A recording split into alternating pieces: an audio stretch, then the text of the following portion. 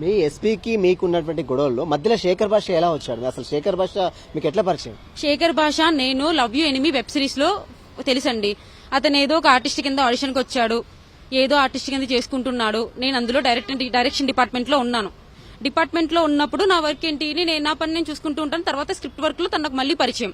దాన్ని అలుసు చేసుకుని నన్ను ట్రాప్ చేయడానికి ట్రై చేశాడు. ట్రై చేసిన తర్వాత నేను అప్పటికి నా జాగ్రత్తలో నేను ఉన్నా కూడా ఎస్పీ కేసుని అలుసుగా తీసుకుని నీకు హెల్ప్ చేస్తాను అని నా దగ్గర నాటకాలు ఆడుతూ నాతో ట్రాప్ చేస్తూ నన్ను నమ్మిస్తూ ఒక పక్కన ఎస్పీకి ఈ అమ్మాయిని నేను బుక్ చేస్తాను, మీ కేసు పక్కకి తప్పిస్తాను, మీరు సేఫ్ గా ఉండండి అని డీల్ మాట్లాడుకున్నాడు. ఎస్పీ శేఖర్ భాష ఇద్దరు ఒకటే మిమ్మల్ని టార్గెట్ చేశారా? ఖచ్చితంగా. లేదంటే ఇన్వెస్టిగేషన్ లో ఉన్న వాళ్ళు ఏలూరు నుంచి నా దగ్గర కాల్ రికార్డ్స్ ప్రూఫ్స్ ఉన్నాయి. ఇది ఛానల్లో కూడా వచ్చింది, న్యూస్ పేపర్ లో కూడా వచ్చింది. యాక్షన్ తీసుకుంటామన్న వాళ్ళు 1 year దాటొస్తున్నా ఎందుకు యాక్షన్ తీసుకోవట్లేదు? మీకు కొన్ని వీడియోస్ బయటకు వచ్చాయి, మీరు ఎస్పీతో ఉన్నటువంటి చనువుగా వీడియో కాల్ మాట్లాడే వీడియోస్ అన్ని కూడా బయటకు వచ్చాయి. ఆ వీడియోస్ ఎవరు రికార్డ్ చేశారు, ఎట్లా వచ్చాయి బయటకి?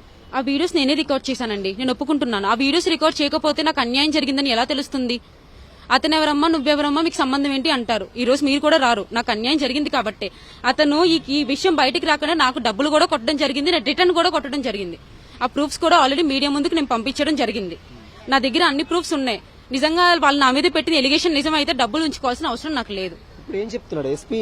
ఏం చెప్తున్నాడు? మిమ్మల్ని ఏమైనా బెదిరింపు చేస్తున్నాడా? ఏమేమి టార్గెట్ చేస్తున్నాడు? నిన్న కూడా ఎస్పీ గారు నాకు కాల్ చేశారు. కావాలంటే అతని నెంబర్ తో కాల్ డేటా నేను మీకు సబ్మిట్ చేస్తాను. కాల్ చేసి నన్ను మా నాన్నగారిని చంపేయడానికి రెడీగా ఉన్నారు. అందుకని నేను ప్రాణహానితో మీడియా ముందుకు వచ్చాను.